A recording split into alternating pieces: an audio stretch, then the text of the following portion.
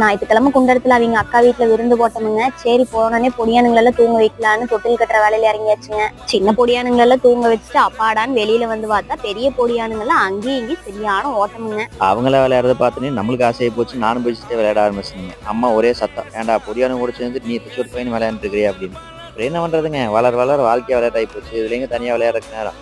ஆனா அப்படி ஒரு நேரம் கிடைக்கும்போது நம்ம யூஸ் பண்ணிக்க வேண்டியதானுங்க. பொடியானுங்களோட பொடியானா இருந்தோம்னு வச்சுக்கோங்களேன், எல்லா கவலையும் மறந்து போயிருங்க. ஒண்ணு இல்லைங்க, சின்ன வயசுலேருந்தே நானும் பார்த்துட்டேன். எங்க அப்பா வந்து சொந்தத்தெல்லாம் விட்டுறக்கூடாதுங்கிறது ஒரே குறியா இருப்பாருங்க. சித்தையே தான் இந்த மாதிரி இருக்குதுங்க. அதுக்குள்ள பார்த்தா மணி 4 ஆகி போச்சுங்க. சரி நெஞ்ச நேரம் தான் இருந்துட்டு போகலாம் அப்படின்னா, அப்புறம் எங்க ஒரு கறவை கிரவேன்னு எல்லாம் வேலை இருக்குது. அதெல்லாம் கிளம்பணும் இல்லைங்க.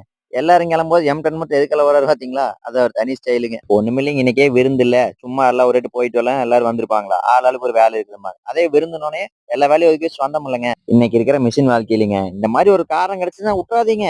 போய் சொந்த பந்தம் கூட சுத்தி நாயம் பேசிட்டு வாங்கல. என்னங்க நாங்க சொல்றது சரிதானுங்க?